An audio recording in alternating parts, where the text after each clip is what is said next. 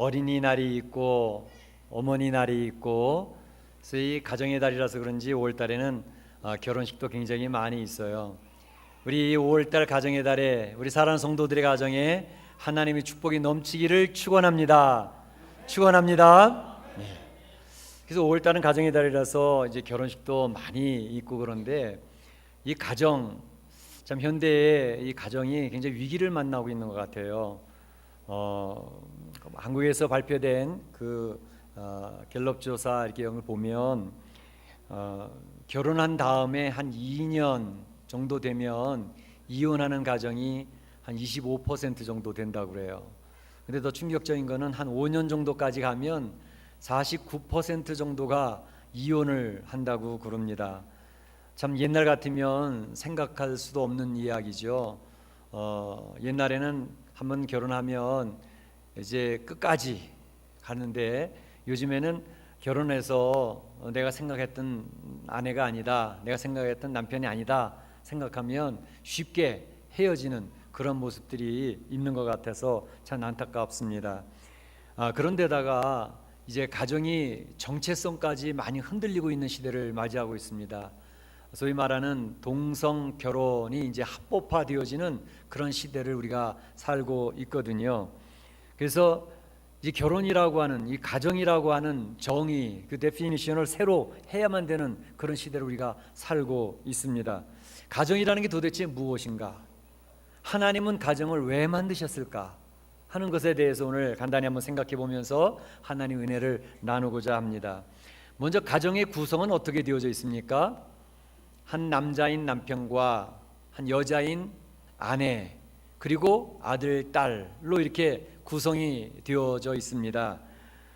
그런데 요즘에는 그 동성 결혼이라는 것을 이야기하면서 그냥 아내 역할을 할 수 있고 남편 역할을 할 수 있고 그러면 되지, 뭐 또 자녀들도 글쎄, 그렇게 얘기하는 가정들이 많습니다. 이를테면 동성 결혼을 하는 사람들이 이 정상적인 결혼 가정을 향해서 또 사회를 향해서 그들이 반론을 제시하는 것 중에 하나가 뭐냐 하면, 왜 동성 결혼을 이 정상적인 결혼으로 인정하지 않느냐 하는 것에 대한 이유를 그들이 설명하기를, 아마도 아이를 낳을 수가 없기 때문에, 남자와 남자와 결혼했고 여자와 여자와 결혼을 했으니까 아이를 출산할 수가 없잖아요. 그러니까 이 사회 속에서 아이가 출산하고 아이들이 생겨야 생산 인구가 되어지고, 그래야 사회가 성장하고 유지가 될 터인데, 그거를 못하게 되니까 정상적인 사회에서 동성 결혼하는 것을 반대하는 것이다, 이렇게 이야기를 하고 있거든요. 그런데 그래서 우리는 그렇지 않다고, 입양을 해서 아이들을 키우면 뭐 일반 정상적인 가정이나 다를 게 무엇이 있느냐, 그러니까 우리들을 너무 비난하지 말라고 그렇게 이야기를 하거든요. 뿐만 아니라 참 더 이상 말할 수 없게 되어졌던 것이, 요즘에는 이제 작년까지만 해도 한국에서 조사한 거에 의하면 각 가정에 자녀는 반드시 있어야 된다, 자녀가 있어야지 가정이지, 이렇게 생각했던 사람들이 항상 50%를 넘었었습니다. 그런데 2013년에 와서는 이게 반전이 생겼어요. 자녀 꼭 뭐 필요하냐, 없어도 되지 뭐, 그렇게 하는 사람들이 53.5%가 나왔다고 이렇게 발표를 했어요. 그러니까 각 가정들이 자녀가 없으면 어때, 상관없어, 이렇게 얘기하니까 그런 것들을 바라보면서 동성 결혼한 사람들은 더욱더욱 신이 나서 이야기를 하죠. 봐라, 정상적인 가정도 자녀를 안 낳으려고 그러는데 우리가 꼭 그들의 비난을 받을 필요가 있냐, 이렇게 얘기를 하거든요. 뿐만 아니라 그들은 우리가 동성 연애를 하고 동성 결혼을 하는 것은 뭐 우리가 하고 싶어서 하는 게 아니라, 태어나면서부터 호르몬에 문제가 있어가지고 어쩔 수 없이 동성 결혼을 하고 동성 연애하는 것이다, 자신들을 합리화시키고 있는 것을 볼 수가 있습니다. 그런데 성경에서는 분명히 동성 결혼, 동성 연애는 잘못된 것이다 라고 선언을 합니다. 아내 역할을 하는 사람이 있으면 되지, 남편 역할을 하는 사람이 있으면 되지, 성경 그렇게 이야기를 하고 있지를 않습니다. 남자가 부모를 떠나 그 아내와 연합하여 가정을 이루는 것을 이야기하고 있거든요. 남자가 부모를 떠나 한 아내를 취하라. 그런데 여기서 아내를 그들은 이야기하기를 아내 역할하는 사람이 있으면 된다 이렇게 얘기를 하는데 그렇지 않습니다. 성경에서는 창세기 2장 22절에 이렇게 얘기를 합니다. 아담에게서 취하신 갈빗대로 여자를 만드시고 그랬어요. 아담에게서 한 여자를 만드시고 그 남자와 여자와 연합하여 한 가정을 이루도록 하는 것이 한 가정이다라는 것을 이야기하고 있거든요. 그러니까 동성끼리의 연합은 잘못된 것이라는 것을 이야기하고 있습니다. 성경에서 이야기하는 것은 동성의 연합은 음란한 것으로부터 시작되어졌다라고 선언을 합니다. 로마서 1장 26절 27절에 보게 되면 이렇게 얘기를 하죠. 부끄러운 욕심에 내어 버려 두셨으니 곧 저희 여인들은 순리대로 쓸 것을 바꾸어 영리로 쓰며 남자들은 순리대로 여인 쓰기를 버리고 서로 향하여 음욕이 부릴 듯하며 남자가 남자로 더불어 부끄러운 일을 행하였다. 이게 얘기를 합니다. 그러니까 동성연애나 동성결혼은 성경에서 절대적으로 정당화될 수가 없습니다. 요즘에는 성경을 바꾸고 있어요. NIV 성경 같은 것도 이제는 하나님을 중성으로 만들고 있고 또 여자 남자의 그 구분을 희미하게 만들어서 성경을 새롭게 트랜슬레이트 해가지고 그들이 자꾸 합리화시키는 그런 노력, 그런 시도를 많이 하고 있습니다. 우리 성도들은 정신을 바짝 차려야 될 때인 것입니다. 그래서 가정이라고 하는 것은 한 남자와 한 여자와 연합하여 자녀를 낳고 가정을 꾸며 사는 것이다 라는 것으로 정의가 될 수가 있습니다. 그런데 이 가정이 중요한 이유는 무엇일까? 가정이 왜 중요하겠습니까? 결혼을 왜 합니까? 아들을 낳아 가문을 이어가려고. 옛날에 우리 어르신들은 그런 얘기를 많이 했기 때문에 그런 것 같다 그렇게 얘기할 수 있어요. 아들을 낳아야 그 이름이 족보에 올라가고 우리 가문이 유지가 되니까 너 며느리는 아들을 꼭 낳아야 돼. 옛날 어르신 다 그랬습니다. 그런데 그렇지 않죠. 요즘에는 이제 그런 부분들은 많이 생각들이 많이 바뀌신 것 같아요. 그래서 뭐 아들이 꼭 필요하냐, 딸이 요즘은 더 좋아. 한국에서 여론조사도 그렇게 많이 나왔더라고요. 사실 그렇습니다. 우리가 종족을 유지하고 우리 가문을 유지할 목적으로 자녀를 낳는 것인가? 그렇지 않습니다. 성경에서는 그렇지 않다라는 것을 얘기하고 있거든요. 하나님이 가정을 세우신 이유는 무엇일까? 성경에 보게 되면요, 하나님께서 친히 세우신 조직이 두 개가 있습니다. 오르가니제이션이 두 개가 있는데 그것이 뭐냐면 바로 오늘 본문이 얘기하는 가정, 그리고 또 하나는 교회입니다. 그러니까 하나님이 친히 세우신 두 기구는 바로 가정이라는 것과 교회라는 것입니다. 그런데 가정과 교회가 그 내용이 본질적으로 거의 비슷해요. 그 내용을 한번 간단히 살펴보고자 합니다. 먼저 가정을 주신 이유는 안식을 주시기 위해서 가정을 만드신 것입니다. 쉼을 허락하기 위해서. 하나님께서 아담을 만들어 놓고 보시니까 아담이 혼자 있는 게 참 보기가 안 좋으셨던 것 같아요. 창세기 2장 28절에 얘기하는 대로 사람이 독처하는 것이 좋지 못하구나. 그래서 하나님은 아담 혼자 있는 것은 안 되겠다. 그의 동반자, 배우자 같이 협력하고 서로 의지할 자를 만들어야 되겠구나. 그래서 아담이 잠들게 됐을 때 갈빗뼈 하나를 뽑아서 여자를 만드시고 그 여자와 연합하여 가정을 만들어 주셨거든요. 그래서 남자는 여자를 기대해서 의지하면서 쉬게 하고 여자는 남편의 울타리가 되어서 또 남편의 사랑을 받으면서 쉴 수 있도록, 그래서 그 가정이 보금자리가 되도록 만드셨습니다. 자녀들은 부모의 울타리 안에서 보호되어지고 부모의 사랑을 받으면서 그들이 쉴 수 있도록 만든 것이 가정입니다. 가정은 이 쉼, 안식, 보금자리의 개념이 굉장히 중요한 것이지요. 그런데 오늘날은 이 가정의 그 핵심적인 본질이 사라져서 쉼이 아니라 가정에 들어가서 오히려 남편한테 스트레스 받고 아내한테 스트레스 받고, 자녀들은 부모에게 스트레스 받고 부모들은 자녀 때문에 스트레스 받고, 가정이 스트레스 받는 장소가 되어지는 그런 모습들이 너무 많아졌습니다. 왜 스트레스가 왔을까요? 그 가정이 왜 쉼터가 되어져야 되고 보금자리가 되어져야 될 가정이 왜 그렇게 되지 못하고 너무 힘든 장소가 힘든 곳이 되어졌을까? 어떻게 하면 쉴 수 있고 어떻게 하면 보금자리가 될 수 있을까? 성경에서는 힌트를 주는데요. 그 힌트가 뭐냐 하면 있는 그대로를 받아 주어라 하는 것입니다. 있는 그대로를 받아 주어라. 우리가 아내를 취할 때 또 남편을 만날 때 결혼하기 전에는 그들의 장점이 많이 보였어요. 야, 멋진 여인인데 참 듬직한 남편이야. 그리고 결혼을 했어요. 결혼하고 살아보니 어때요? 결혼 전에 보였던 장점은 안 보이고 자꾸 단점과 약점만이 계속 보이는 거예요. 피곤한 거예요. 아, 난 저런 여자가 저럴 줄 몰랐어. 아, 저 남자는 왜 저렇게 나쁜 습관이 있지? 그러기 시작을 하니까 서로 힘들어지는 거예요. 아이들을 바라보면서도 우리 아이들이 왜 내가 기대했던 대로 저렇게 자라주지 않을까? 저 아이들은 이 정도의 수준으로는 자라줘야 되는데 왜 저렇게 말을 안 듣지? 그 아이들을 계속 지적을 하면서 아이들을 다고칩니다. 너희들은 이렇게 커야 돼. 그런데 그렇게 하면 할수록 아이들은 엄마 아빠가 무서워집니다. 엄마 아빠를 나를 사랑하는 줄 아는데 저희 전체 진짜 나의 엄마 아빠 맞아? 그러면서 엄마 아빠와 거리가 자꾸 멀어지거든요. 이유는 요구하는 게 너무 많아요. 아내는 남편한테 요구하고 남편은 아내한테 요구하고 부모는 자녀한테 요구하고 자녀들은 부모에게 요구하고 그 약점을 도무지 받아줄 수가 없는 상황이 되어지니까 힘들어집니다. 그냥 받아줄 때 아내의 약점이 보였습니다. 내가 기대하지 않았던 습관들이 보입니다. 남편이 내가 원했던 대로 그 듬직한 모습이 없습니다. 영 다른 집 남편처럼 힘이 있어 보이지도 않습니다.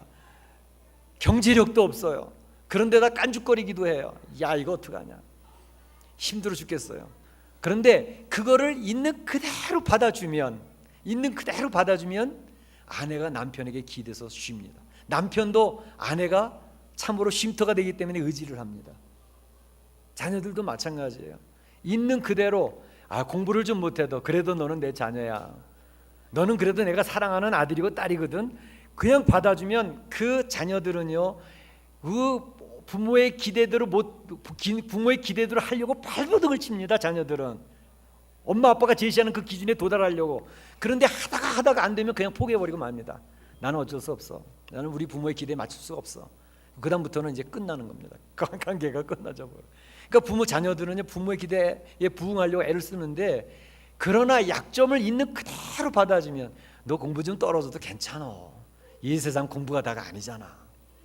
있는 그대로를 받아주면 자녀들은 엄마 아빠의 그 포용력 안에서 쉼을 누립니다.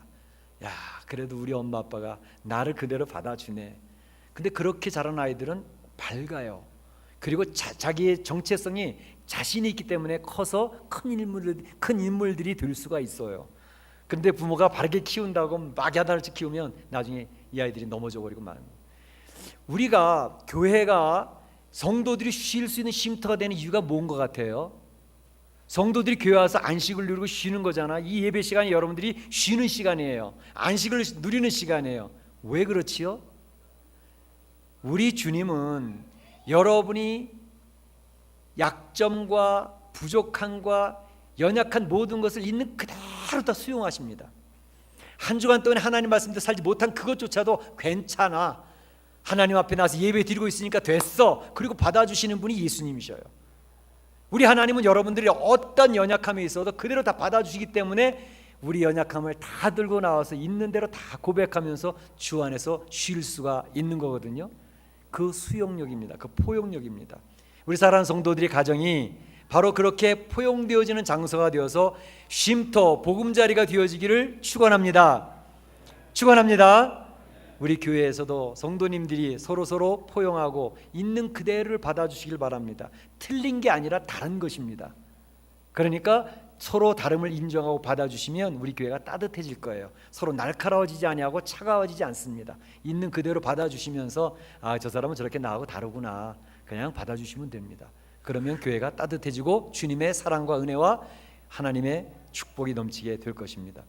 그 다음에 우리 가정을 통해서 하나님께서는 무엇을 기대하시냐 하면 자녀들을 바르게 양육할 것을 기대하십니다.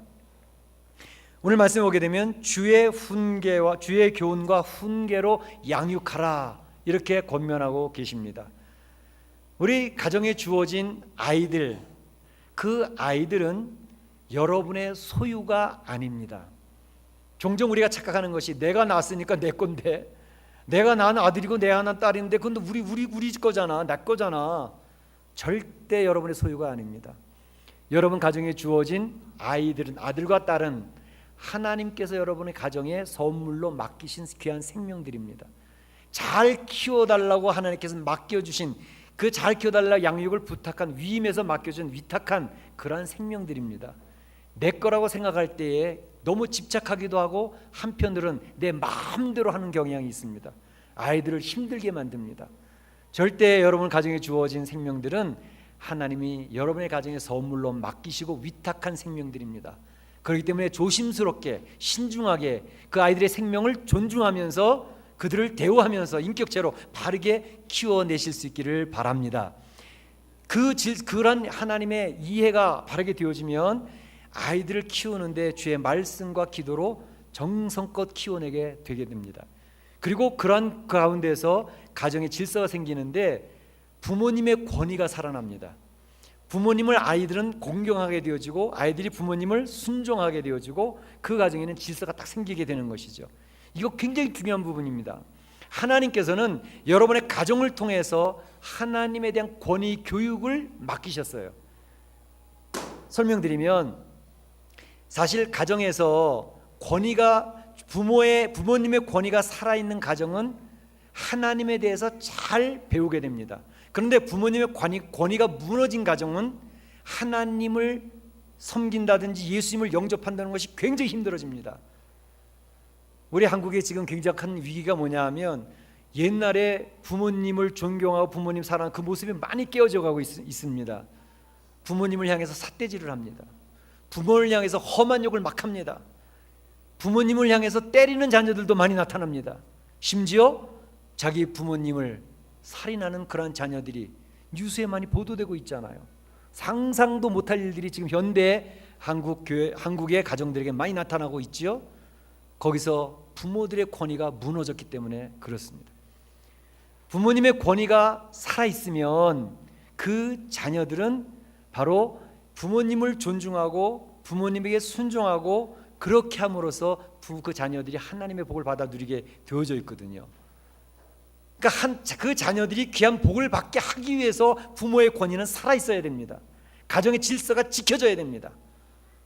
그런데 우리가 기억할 것은 권위주의와 권위는 다릅니다. 권위주의는 자기 스스로의 권위를 드러내면서, 야, 내가 너희 엄마 아버지야, 너희들은 자녀이기 때문에 당연히 엄마 아빠의 말을 들어야만 돼. 내 위치를 이야기하면서 순종할 것을 요구합니다. 국회의원이, 내가 국회의원인데 내 말을 잘 들어야지 여러분들이. 그럼 권위주의입니다. 권위는 어떻습니까? 국회의원이 그 지역을 잘 섬기면서 참으로 그 필요한 것들을 잘 해결해 주고 그러면 그 주민들이 그 국회의원을 기억을 하면서 참 고맙다, 저분은 참 존경할 만한 분이야, 저분은 나는 저분 말을 잘 듣고 싶어. 그러면 그 국회의원은 권위가 살아나는 것입니다. 권위주의, 권위를 나타내지 않는데도 그 모든 사람이 그 사람을 존중하거든요. 부모의 권위도 똑같습니다. 내가 아버지 어머니니까 내 말을 들어야만 돼, 성경이 그렇게 얘기했거든. 우격다짐으로 얘기한다고 절대 자녀들은 부모의 권위를 인정하지 않습니다. 그러나 부모님이 그 자녀들에게 하나님의 권위에 순종하고 하나님 말씀을 들으면서 이 사회의 권위에 순종하는 모습을 보여주면 그 자녀들은 자연스럽게 권위가 어떤 것인지를 배우게 되어지고 그 부모를 권위로 존중하고 인정하고 섬기고 순종하는 그런 모습이 나타나게 됩니다. 이 권위 교육은 굉장히 중요합니다. 어떤 분이 간증을 하는데 그런 얘기를 하시더라고요. 자기 가정에 부모님의 권위가 완전히 무너진 가정에서 자라났던 자녀였습니다. 예수님을 영접하고 하나님을 부르는데 왜 하나님을 아버지라고 부르느냐, 난 아버지 싫다고, 우리 아버지는 꿈에도 보고 싶지 않다고, 그 아버지를 받아들이기 싫다고. 나중에 그 예수님을 영접하고 아버지를 하나님 섬기게 될 때 그는 엉엉 울면서 그 권위를 받아들이는 것이 너무너무 힘들었다는 그런 간증을 합니다. 그러니까 성도들의 가정에서 부모의 권위가 살아있고 자녀가 사랑받고 자녀 순종하는 가정이 되어지면 그 가정은 질서가 잡히기 때문에 하나님의 복이 임합니다. 그리고 그 자녀들이 오늘 말씀에서도 그렇잖아요. 부모의 공경하고 순종하는 자녀가 되면 그들이 잘되고 장수하는 복이 임한다 그랬습니다. 여러분의 자녀들이 잘 되기를 원하십니까? 부모의 권위가 살아야 됩니다. 부모의 권위는 내가 요구한다고, 내가 부모라고 외친다고 되어지지 않습니다. 하나님을 잘 섬기고 하나님을 순종하는 모습을 보여주면, 삶으로 경험하게 해주면 그 자녀들은 그 부모의 권위를 인정하고 하나님도 받아들이게 됩니다. 그것을 가르쳐주기 위한 장소가 가정이라는 곳입니다. 그리고 마지막으로 한 가지는 하나님은 가정을 통해서 섬기는 체험을 하게 하셨습니다. 사실 교회 공동체는 섬김과 돌봄과 헌신의 그런 공동체거든요. 예수 그리스도의 은혜를 깊이 깨달은 성도들이 바로 교회에서 이곳저곳에서 섬기는 손길이 펼쳐집니다. 누가 말하지 않아도 가서 휴지를 줍고 있고, 누가 말하지 않아도 식당에서 봉사를 합니다. 누가 상처받은 것 같으면 조용히 불러서 그를 위해서 기도해주고 그를 차 한번 사주면서 그를 돌봅니다. 예수님의 깊은 은혜를 체험한 그런 사람은 바로 누가 얘기하지 않아도 자발적으로 섬김의 모습으로 교회를 돌보고 교회를 따뜻한 공동체로 만들어가는 그러한 성도들이 많이 생기게 되는 것이죠. 그런데 교회 공동체는 그러한 모습으로 우리가 교육도 시키고 그러한 모습이 많이 나타나는데, 가정은요, 누가 교육시키지 않았는데도 자연스럽게 그런 일들이 벌어집니다.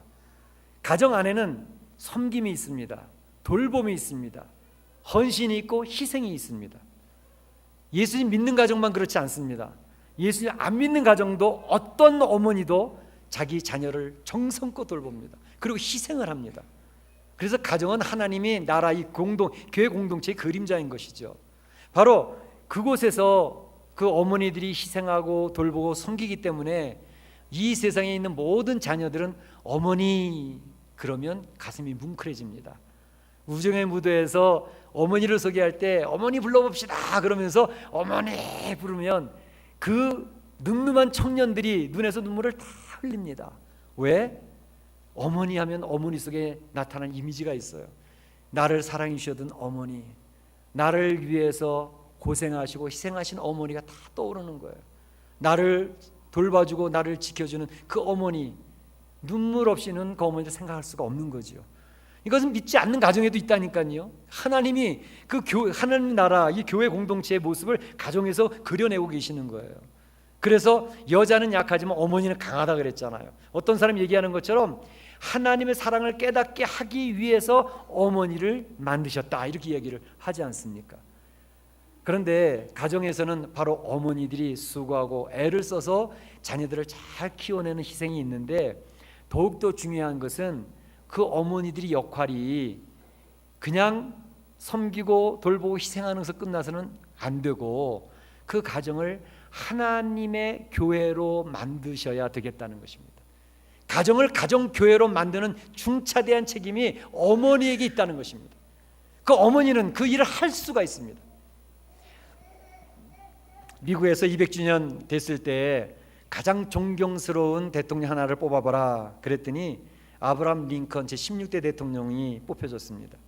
그 아브라함 링컨의 어머니 아버지 토마스 링컨, 또 랜시 행스 링컨이라고는 어머니, 그 두 분은요 굉장히 가난하게 살았던 분입니다. 그리고 그 어머니는 미혼모의 딸이었습니다.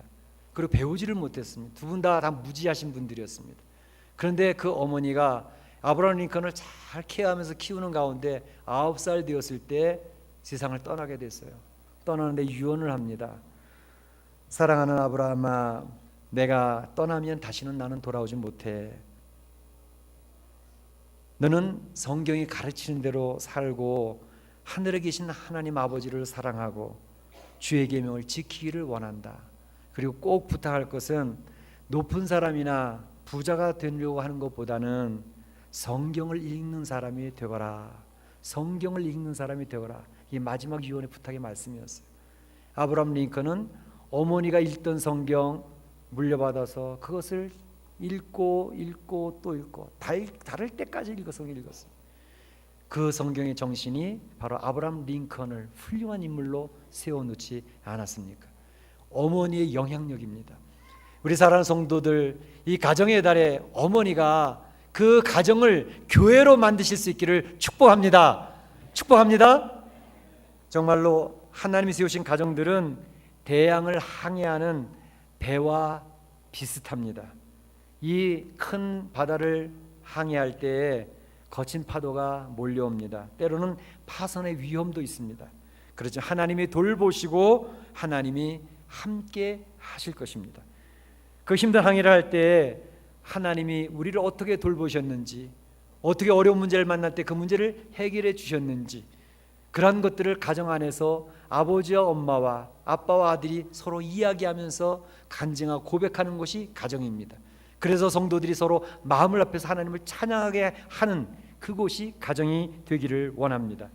하나님은 하나님이 세우신 가정을 통해서 하나님의 역사가 고백되어지고 간증하며 그 하나님을 자랑하는 역사, 그래서 하나님의 나라를 선포하는 가정이 되기를 원하시는 것입니다. 바라기는 우리 사랑하는 성도들의 가정이 이와 같은 축복이 넘치시기를 주의 이름으로 축원합니다. 축원합니다.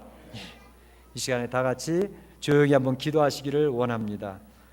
가정의 달에 우리 가정은 어떠한지, 나의 아내와 나의 남편, 나의 아들, 딸들과의 관계는 어떠한지, 정말로 쉬는 보금자리가 되고 있는지, 정말로 주의 말씀으로 잘 양육하는 그런 가정으로서 부모의 권위가 살아있는 질서 있는 가정이 되어져 있는지, 섬김과 돌봄이 있는 하나님의 인도하심이 있는 교회와 같은 가정인지 한번 돌아보시기를 바랍니다.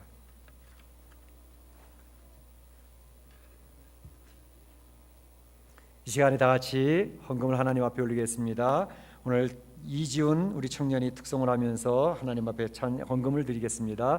나와 나의 백성이 무엇이 간대처럼 즐거운 마음으로 드림이 있었나이까. 모든 것이 주께로 말미암아 싸우니 우리가 주의 손에서 받은 것으로 주께 드렸을 뿐이니이다. 아멘.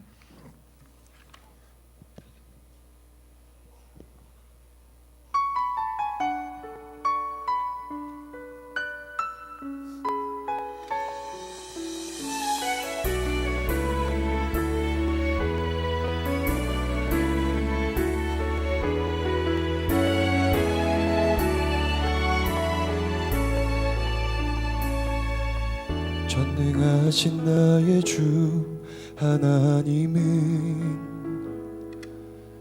능치 못하실 일 전혀 없네. 우리의 모든 간구도, 우리의 모든 생각도, 우리의 모든 꿈과 모든 소망도 신실하신 나의 주 하나님은 우리의 모든 괴로움 바꿀 수 있네. 불가능한 일 행하시고 죽은 자를 일으키시니 그를 이길 자 아무도 없네. 주의 말씀 의지하여 깊은 곳에 그물 던져 오늘 그가 놀라운 일을 이루시는 것 보라. 주의 말씀 의지하여 믿음으로 그물 던져 믿는 자에게 능치 못함 없네.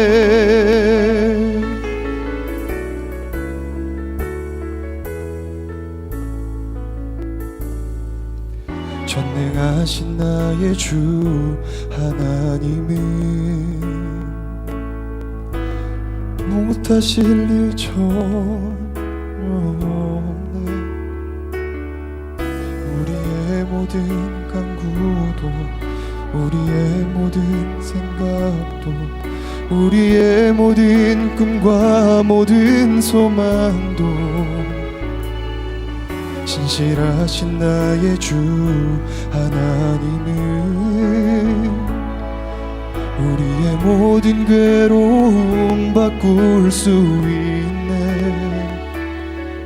불가능한 일 행하시고 죽은 자를 일으키시니 그를 이길 자 아무도 없네. 주의 말씀 의지하여 깊은 곳에 그물 던져 오늘 그가 놀라운 일을 이루시는 것 보라. 주의 말씀 의지하여 믿음으로 그물 던져 믿는 자에게 능치 못함 없네.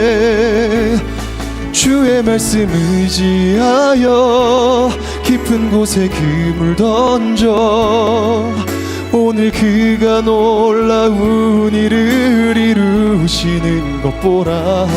주의 말씀 의지하여 믿음으로 그물 던져 믿는 자에게 능치 못함 없네. 믿는 자에게 능치 못함 없네. 아멘, 아멘. 감사합니다.